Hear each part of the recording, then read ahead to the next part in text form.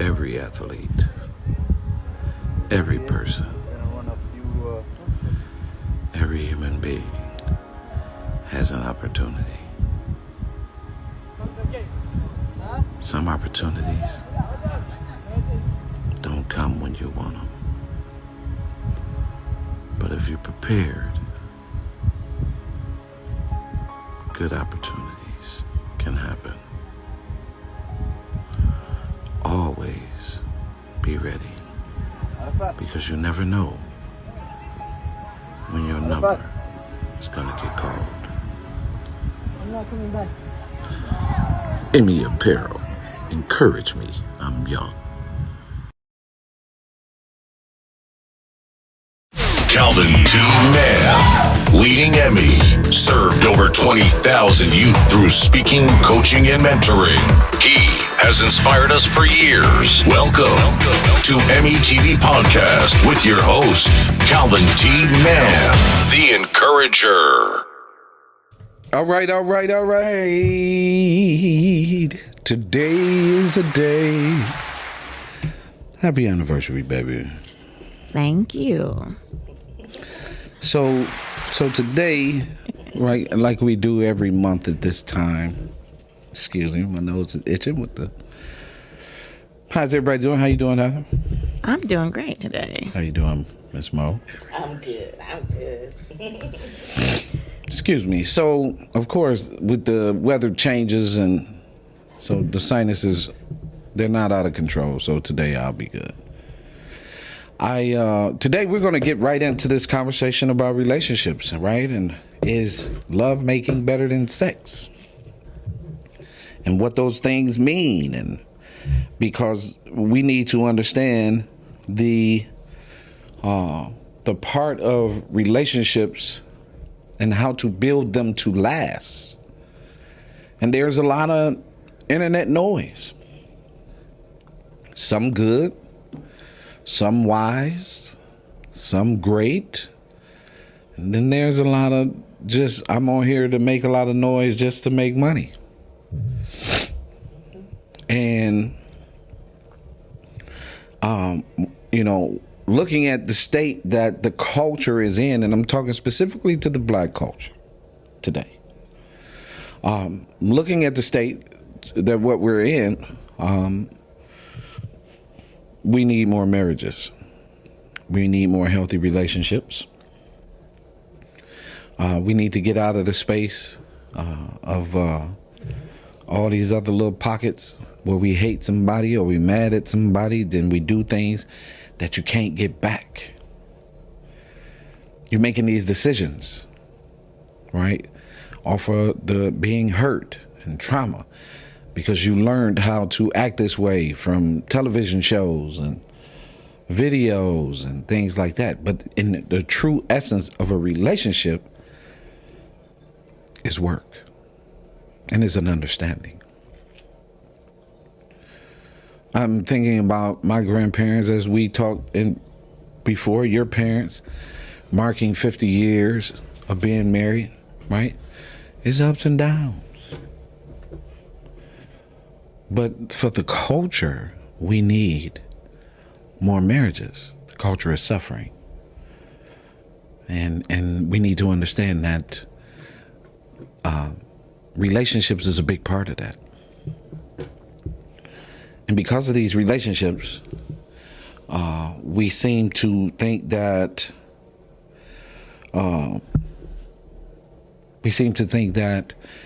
if I go from here and I go from there and I go from here and I go from there, right? While we're looking for relationships, right?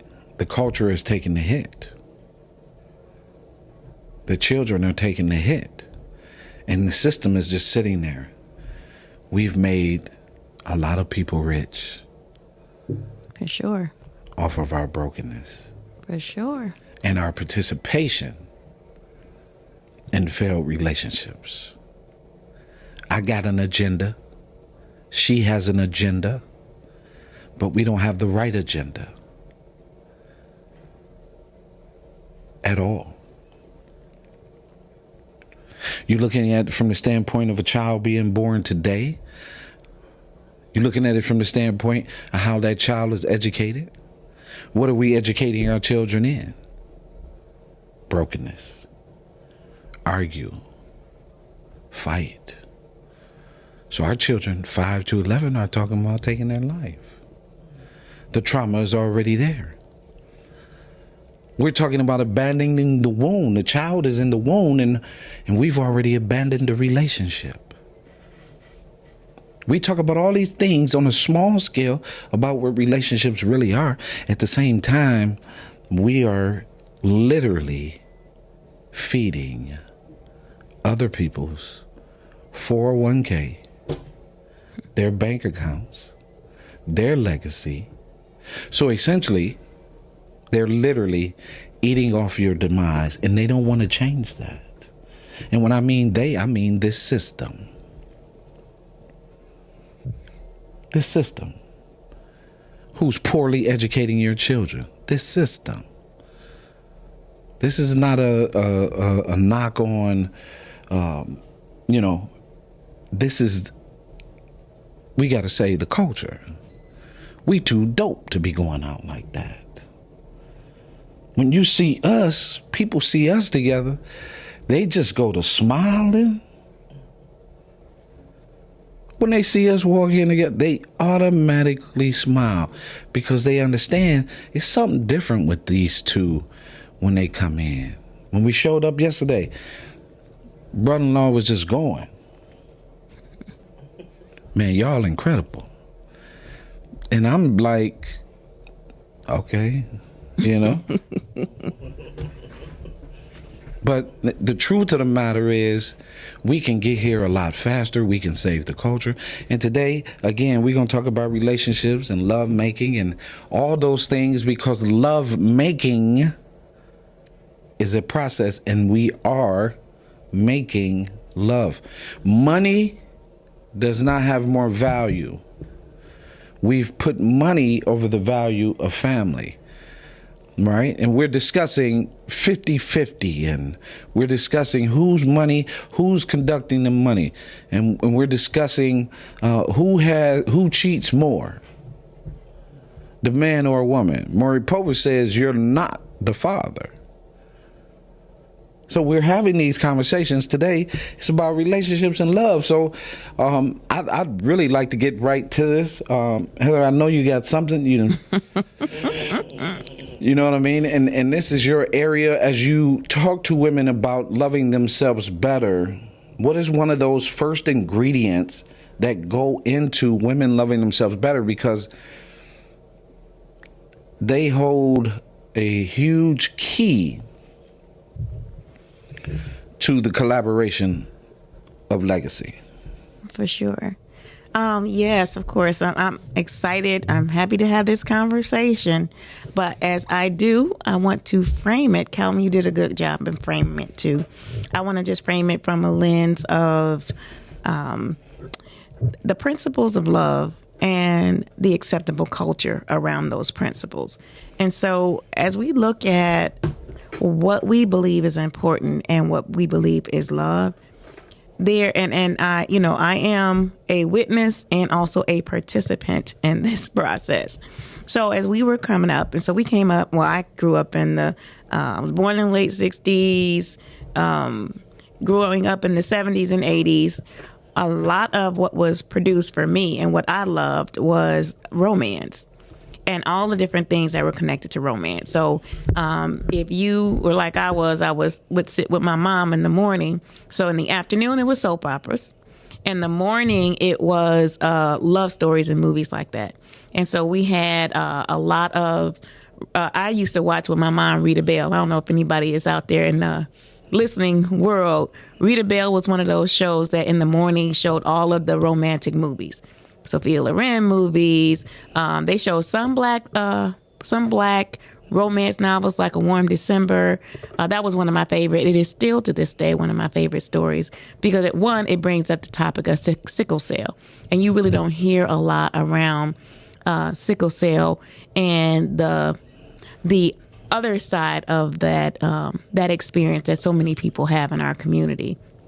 Whether you have the trait, whether you have the sickle cell itself. and what that means for a family, especially a family who either came into that marriage or relationship with knowledge or came into that marriage or relationship without the knowledge of those underlying health conditions. So I do have a book called The Survey. And in the survey, we talk about these kinds of things. One of the opportunities I think that we miss is that, one, we have this backdrop of the romantic couple, the romantic man in particular. And we have this image of who he is and what he looks like and what it's supposed to look like when you have romance in your life, and how that is the ideal man that you should not just pursue, but should be open to building a relationship with. And that teaching and watching those movies teaches you that this is who you want to be connected to as a partner. He needs to be romantic. And so that is I think that's a very thick, it's not even a thin thread. It's a very thick thread and an expectation that at least my generation grew up with in terms of romance. I think the later generations now and the ones that are coming up now are more engaged in the physical aspect of, and you can call it romance if you like. He has to be able to do this and that, and performance is a big deal. Performance is a big deal for women, and performance is a big deal for men. And that culture, that identity of sexuality has poured into our culture, and it has overshadowed the sensuality, which gets into a little bit more about the lovemaking. And so I just kind of want to frame it from that lens, that there's a backstory of what was fed to us coming up and the expectations that creates in relationships. Then I want to make sure that we're connected to that thought that then that is a physical, you have to have a certain type of body. You have to have, and for women, it's shifted women into augmenting the natural parts of their body to be more appealing. That's from hair, eyes, nails, and then the additions that you can add. The additional padding in your bra and the additional butt lift and all of those kinds of things that you get to even before the actual physical surgical augmentation. Like, we are constantly trying, and it's nothing wrong with looking better and feeling good about how you look. But when that's motivated by what somebody else is going to see, or the image that you want somebody else to see, and here's a more comical view of that is, I'm gonna get you, sucker. I don't know if you guys remember that. There's a scene where I don't remember who was. What was it? One of the Wayans brothers? Yeah, one of the Wayans brothers, right? But there's a scene where he got this fine woman, right? And they about to engage in this whole sexual act. And she starts to remove all the things that were appealing to him about her. She takes off hair. She takes her eye color changes. I mean, she takes off everything. Even a prosthetic is pulled off at the end of that. So we do all of this, but the idea when we talk about love and relationships is not that this is something that was put forward as an image, but under it all, can you really be vulnerable enough to share who you really are? And that's for men and that's for women.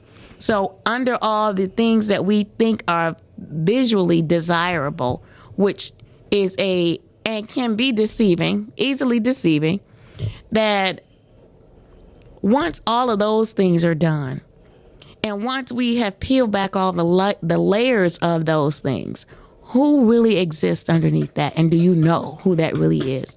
And so this whole idea about relationships, and even before we get to the sex part, it is the authentic person. And so in my book, The Survey, are questions to help you navigate and get to, is this really the authentic person? And so in that book also, it's cross-references around the question. So you may answer the question in this chapter this way, but when you get further down the line, is it still the same answer?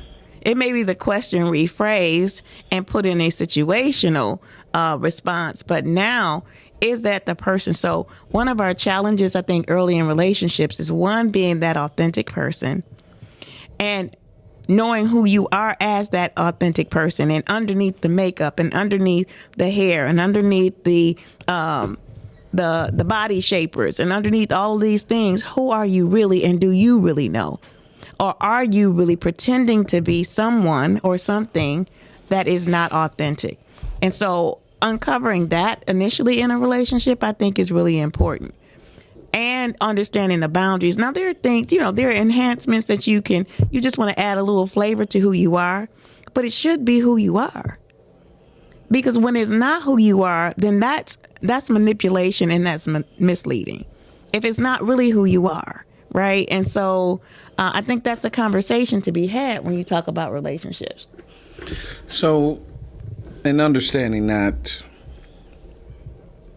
the first place you got to really start, right, is with self, right? And this is one that, we have to do a better job as parents. We have to stop letting television teach our children what we should be teaching our children. Yeah, and we have to know what that is. Right. And so when you were talking about the whole soap operas and things like that, that taught broken people emotions and expectations. Mm-hmm. Right? So now I got this is what I'm supposed to expect. And then when I get into a relationship, this is why women have the highest divorce rate. I'm in the middle of a relationship and you don't make me happy. Mm-hmm. When it's your job to make me happy, and that's not true. And wait a minute. So I would say that part of that, one, is you have to recognize your own joy, and you have to know what that is. I think a lot of us don't put in the opportunities and take advantage of the opportunities to learn what makes you happy. Therefore, where you might see, okay, they look happy, I want that. It could be somebody on a cruise or in doing something that looks like the person or the people in that relationship are happy. But that's very misleading. Whatever you're watching always is misleading because you don't have the true story. The true story starts with self. How do I love me? For sure. Right? And what do I need? Right? What will I have? Mm-hmm. What do I want? Right? What are the boundaries? That's your word, right? The boundaries. Mm-hmm. What are those boundaries? But even in the 50 Shades of Grey, he has suffocated her boundaries, right? In the book, it tells you that, right? So a lot of people watch the movie. I kind of got off into the book. And so in that process, in a lot of these areas, we suffocate boundaries. Why? Because men don't know how to actually love themselves without it just being sex. Performance. Right? Performance, right? Mm-hmm. And so, if I ain't getting no booty, you know what I mean? Like, we ain't got nothing going, right? But not understanding, it is not the emotions that is really what, in my opinion, is not so much of the emotions that you be held to, it's the emotions you cultivate together from a happy place, right? You come together with someone, they make you laugh. You know how many women, you can laugh out their drawers right now. You make them laugh, right? You make them laugh. It done got to the point to where they done broke theyself all the way down to Netflix and chill. Like, you don't even have a standard because you want to have sex just as bad as we want to have sex, but only because you're thinking that that's what we necessarily want. And at the same time, you are into this performance thing. That's your word, right? Mm-hmm. Performance. It's a performance. Yeah, you're into this performance thing. So you have very little knowledge about what you really, really need for love, because everything has been manufactured through media. So getting to know oneself, this is why people take those sabbaticals, right? This is why they go different places, to get away from all the things that's telling us to act hoish. Oh, I'm cool. What's the name? They was just, me and Miles was just talking about the rap. It's a fake beef. And so while you're having this fake beef, you're bringing people, you're distracted, because now you're fulfilling what the system wants you to fulfill, because now with the fake beef, ain't no telling how many people gonna end up fighting. Somebody gonna end up getting shot with this fake beef, right? And now you got that going on. We should have graduated that, right? We should be beyond that at this point. And moving the culture and the people into protecting the children. So, if you can, pour in, and let's get down to the juicy fruit. Before you pour in, I guess we can go to commercial. Okay.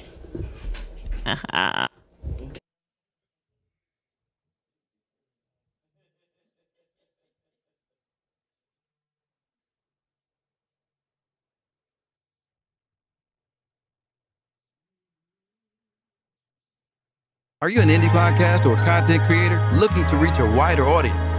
Look no further. Introducing Podcastic, the ultimate podcast network designed exclusively for indie creators like you. At Podcastic, we believe in the power of unique voices and fresh perspectives. We're here to amplify your passion and creativity, connecting you with a growing community of engaged listeners who crave original content. Podcastic is more than just a platform. It's a support system built for indie podcasters, offering a range of resources to help you succeed. From tailored promotional campaigns to professional production assistance, we're here to help you shine. Our intuitive platform makes it easy for you to be seen and heard. We do all the heavy lifting for you.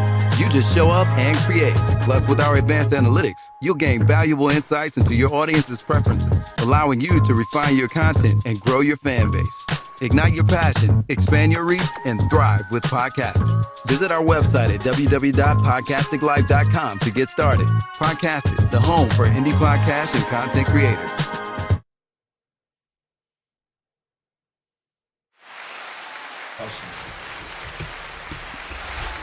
Okay, let's get it. All right. So, I kind of want to start around, I know I kind of talked about my book, not a shameless plug at all. It is a great tool because I believe in having tools. You can always have too many, but at least you have them. So, the reason I think the survey is important is because it starts the process of asking questions and digging deeper beneath the surface, which is a place that when you're dating, you're courting, you're not really digging below the surface. So you want to know about career, maybe, what successes do you have in your life? What are you anticipating? What do you have? What assets do you have right now? You're talking about, when can we get away, or how do we spend time together? And so it's still some surface things. I'm not saying surface isn't important as you're getting to know somebody, because it does need to be something that pulls you together and attracts you together. Some of the deeper things that people should also be looking for is, what are your beliefs and your values?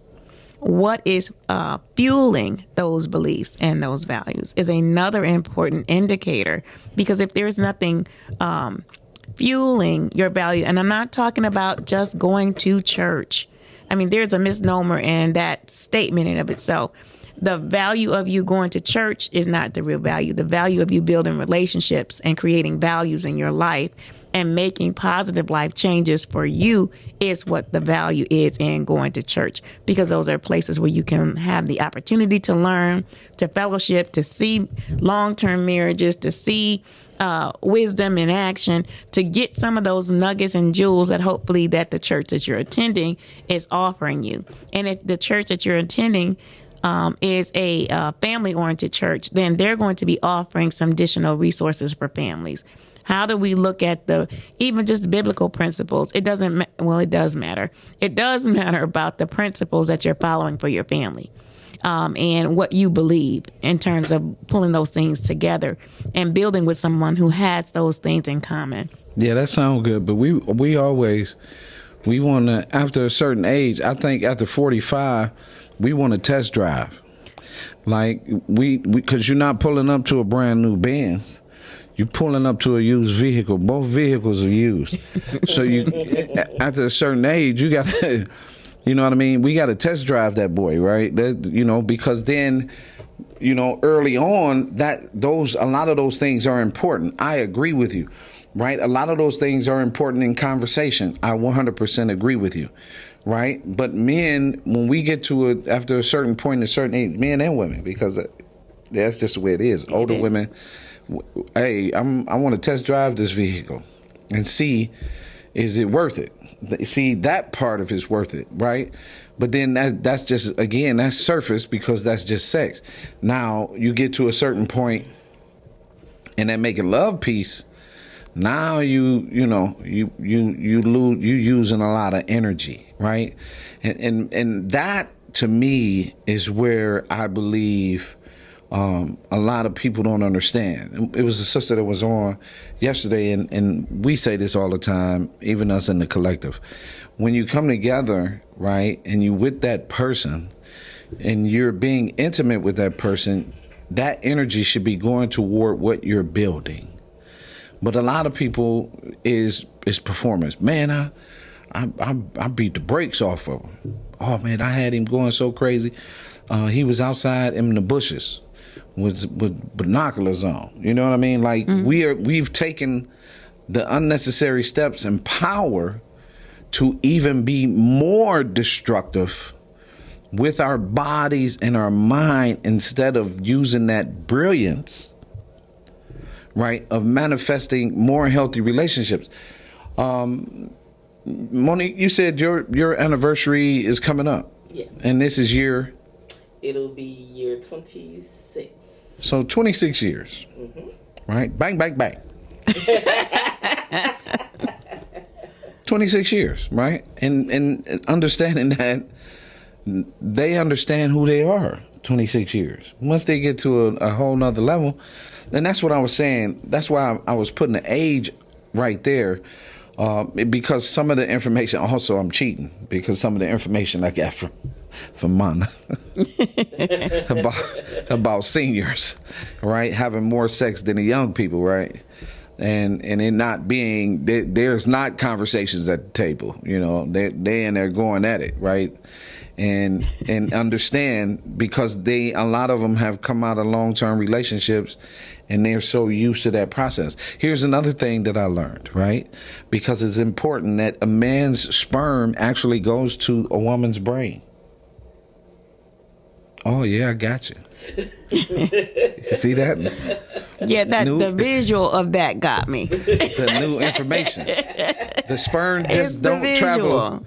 The sperm just don't travel to the womb and to the ovaries. It goes beyond. It's in the bloodstream, it's fluid, right? It's fluid, and right, which is why we have to be careful about who we are manifesting with. You could be and that's the thing about successful relationships, right? You about to go into a whole nother dynamic. Yeah, but I'm saying successful relationships understand that. No. They don't? No. Oh, okay. We have not been educated. If you look at different cultures, there's a reason why there are arranged marriages. Oh, that's important. It is important. We need to get back to that. As I'm older and I recognize that, I understand why it's so important that who is chosen to mate together. Yeah. It's so much that goes into it. And what the real celebration is that these two lives are coming together and they're bringing something to the table. Yeah. We look at it as, and typically focus on the marriage, the event, and then don't know what to do after that. Well, especially a lot of young people getting married now, they are thinking about the event. And then what happens there's nobody saying, or let me rephrase that. Forgive me. Not that there isn't nobody doing it. Let me say there are not enough of us being taught about marriage and relationships. There are not enough of us being prepared for long-term marriage relationships. We're saying, okay, and we want the grandchildren, we want all of these benefits to this union, but we're not talking about the union itself. I don't necessarily. I agree with you on that, but I'm saying I don't think it's necessary the conversation. I think because you have majority of the culture in a position, I think we're talking and passing the wrong information about relationships, right? So Right. It's not being properly taught. Not being properly taught, right? Not the consequences of our choices all and of actions. that, right? And it's all from and the whole performance piece about money. Like you really do anything for money, which is destructive to you having a healthy relationship. Yes, absolutely. And so I'm going to shift it I'm going to tilt just a little bit to the spiritual, Toot it up. and energetic component of when people come together in relationships. Jump off the ceiling. So there was not a saying, but we talk about it often Get on about your being knees. equally yoked. About being equally yoked. There's a reason why that phrase is still floating around, right? And it's not talking about dollar for dollar. It's not talking about, proximity and height. It's not talking about those types of things necessarily. So depending on who's having the conversation with you, the equally yoked component basically starts with what's your belief system? What holds you together? Because the glue that holds you, that binds you, that value that blinds you, that belief system that holds you in place is ultimately what's going to hold your marriage in place. And so there's a reason why in a marriage ceremony there are witnesses. Why that is not legal until it's witnessed. It's not legal until there's someone who will officiate it. These are key components of this marriage relationship. And so as you are building a relationship, the same process is there. Just the players are different. So there's always somebody officiating, right? That might be a best friend on his side, a best friend on her side. They're officiating. They're pushing, oh yeah, this is the right one. This is the right one. That person that is in your life who likes this person for you, oh yeah, you should. They're officiating that. They're kind of prompting that relationship to take place. Then you have the witnesses, right? That's the people who you start introducing to family, friends, loved ones. You introduce that special person, right? They're the witnesses. Now they're witnessing how you guys are together. What do you look like together? I mean, it's surface stuff a lot of times, but they're still the witness, right? And so we have to be mindful that as people are intentionally or unintentionally pouring into those relationships, they're pouring energy into that relationship by what they say, by what they think, and by what they do. And so those people who are serving as the officiators and serving as the witnesses, we have to be mindful because sometimes they may not have your best interest in mind. Maybe it could be jealousy and some of the other energies that interject in relationships that keep you from seeing the truth of someone. Because, and they may have intentions toward that person too. It's such a sad reality that is the case, but often it is the case. That's how you have all these situations where somebody slept with the best friend or somebody, with somebody down the street. The whole kind of coaching people into the wrong decisions in the wrong direction. Well, some of that. Why you consider yourself a witness? Well, some of that also is on the DNA, right? And so that's a good point, right? And so understanding that. That's the point that, I'm saying the difference in sex babies, lust babies, right? And love babies. And marriage babies. Mm-hmm. When a child is conceived in a marriage, he or she is way different, right? In that process, in that environment, they're seated. And the healthy. And that's healthy. That's a healthy marriage and healthy relationship. Right. They're seated in that process. Now, it changes. You had kids 10 years down the road and y'all beefing. That's your beef kid, right? Or you had, a kid 7 years down the road where you wasn't so focused, right? So that's your not so focused kid. But in a marriage, they get the essence that all the other children are not necessarily getting. For sure. And so people say, well, Cal, you really can't say that. No, the hell I can say that, right? Because the science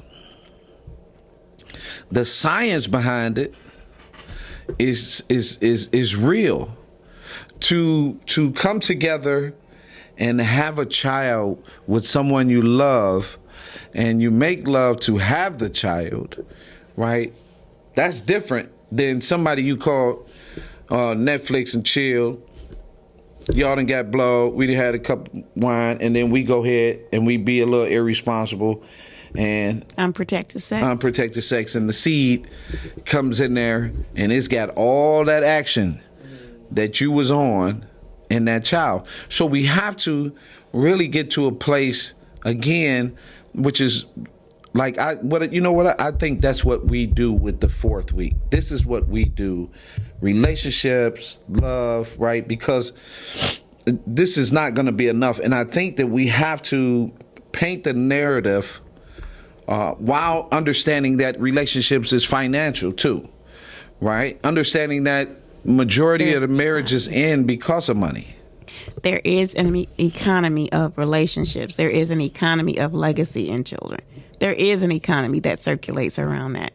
And there is so there's a micro economy and there's the macro economy. When Calvin is talking about these systems, that's the whole macro economy. That means people are financially benefiting from either your joy or your pain. And typically it's from your pain. It's from our pain.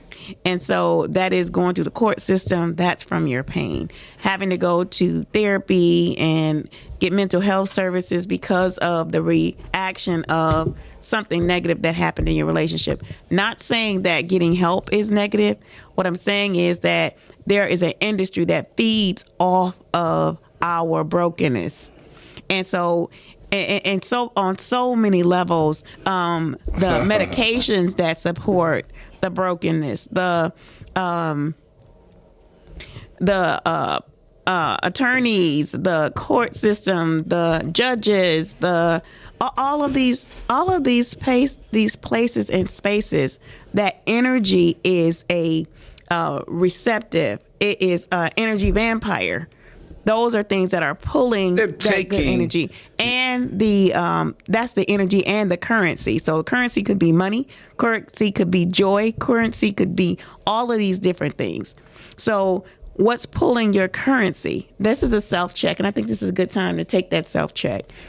Find out, where are your resources going? Where's your energy going?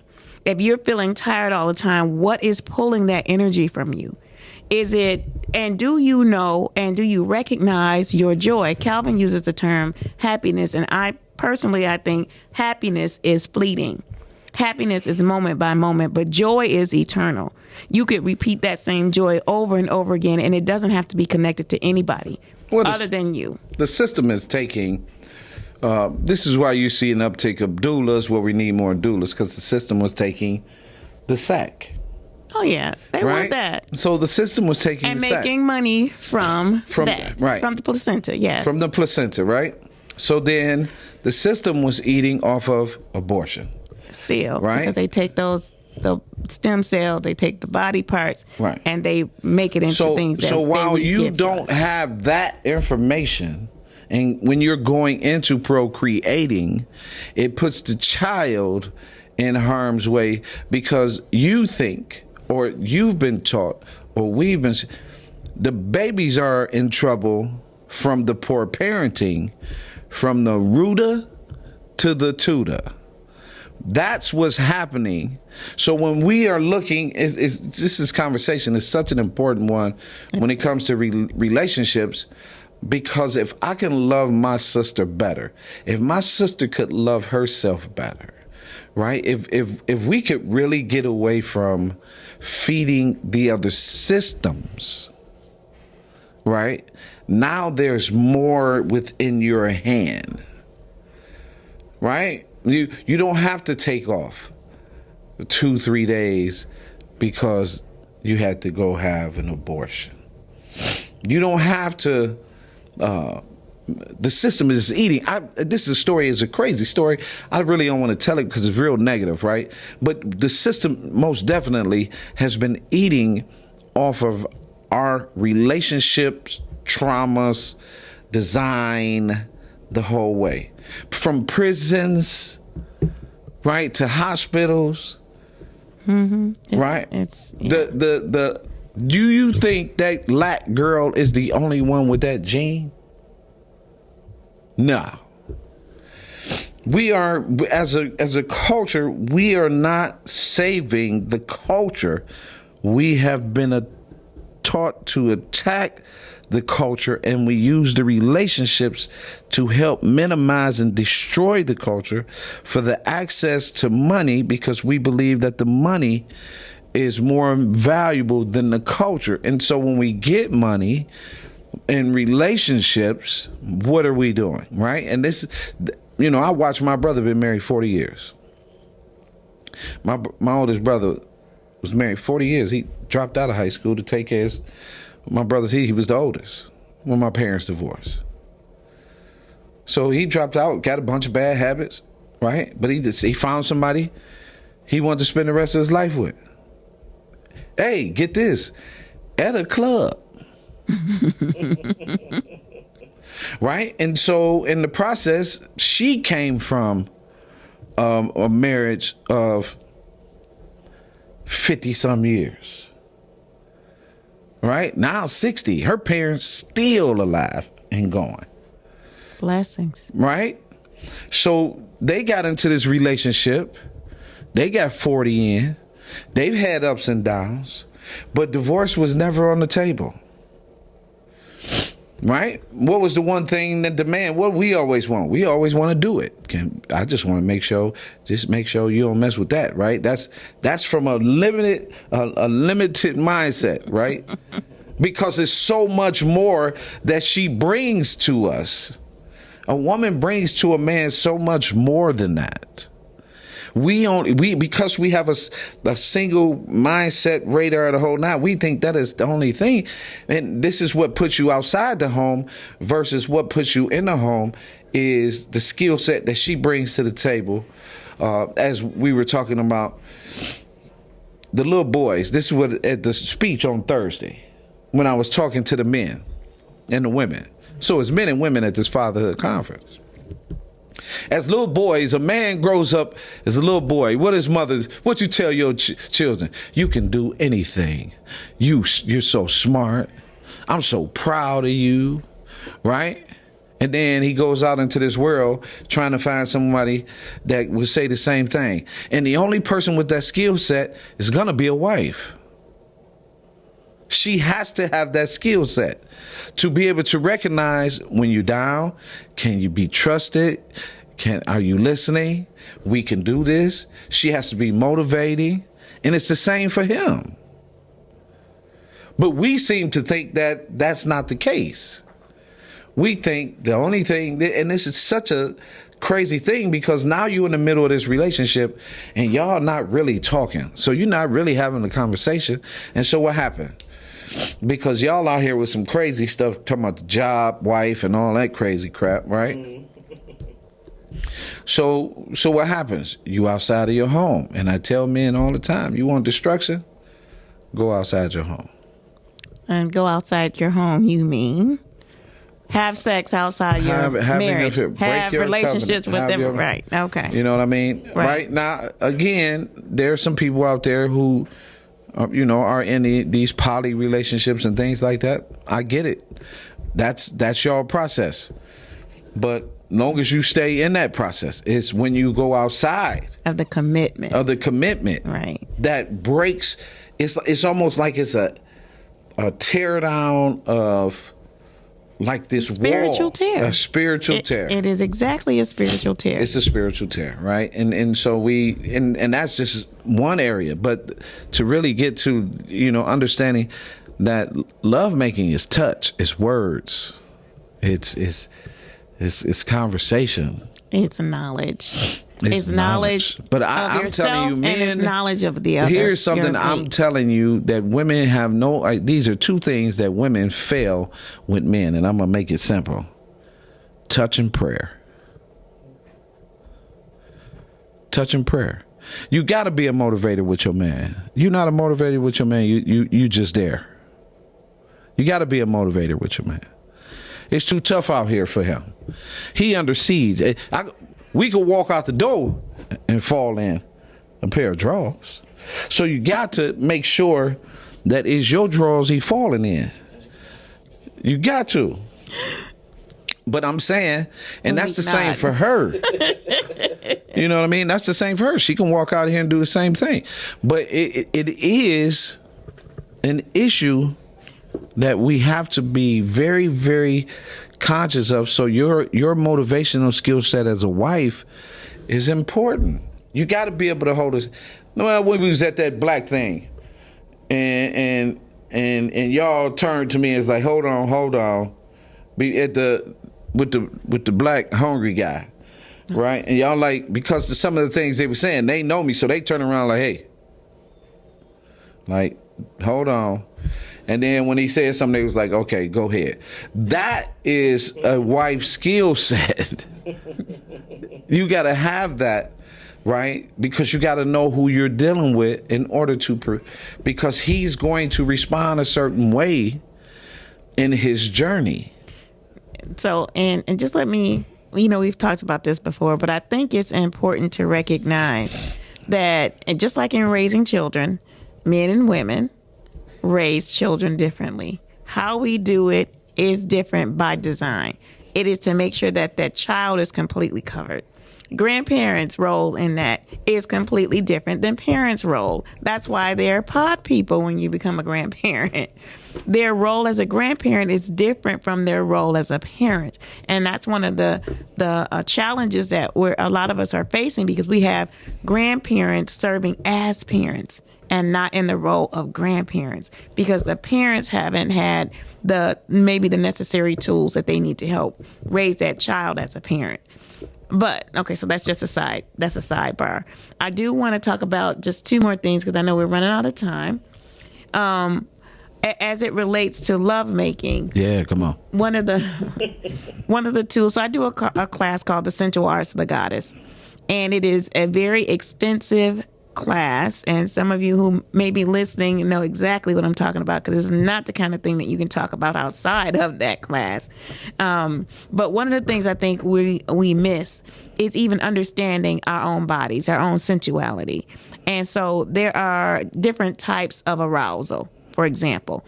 So if you know what your arousal type is, you know when somebody is coming up to you, the potential of how they can shift you from whatever it is, your course. If you're in a relationship, and let's say, for example, so these are the 4 types. One is sensual, and that's body oriented. So how you touch, how your senses are activated, are the things that stimulate you and turn you on. The cognitive type is someone who is in their imagination, like they can imagine or envision something, and that's what is stimulating to them. There's the intimate type, and that is the type of person that needs to make a connection with that person. And then finally is the attractor, the attractor type. And pretty much that is, that's around how, like, somebody being arouses you, and how they respond to you arouses you. So that's the kind of the 4 types. If you know that you're a, let's say, if you're a sensual type, right, you probably might want to stay away from people who are touchy-feely. Men, if you're a woman, a man. If you're a man, a woman that constantly touches, that's going to pull you outside of your comfort zone. And I'm saying comfort zone in terms of if you're in a relationship. That's something, if you are not in a relationship and seeking one, that might be something that you're looking for, somebody who is naturally, has that natural touch or sensitivity. If you are a cognitive type, that means that you have incredible imagination and you can set up this whole scene in your mind and try to recreate that, or it be recreated for you, and you're gone. They got you. If they do that whole romantic rose petals in the bathtub and, candlelight, because that's what your imagination, or that's what you imagine a romantic setting is, and somebody that can do that for you, then you got me, right? So you have to be mindful for both sides of that so that you don't fall into any traps, and then that it is an appeal for you as you're looking for other qualities from a potential mate. Yeah. Right? Because those are all attractions, right? And that's how people do get pulled. And it's a language. And it's a language, because it's a language. Ladies, if you're listening, men love conversation, right? And it's a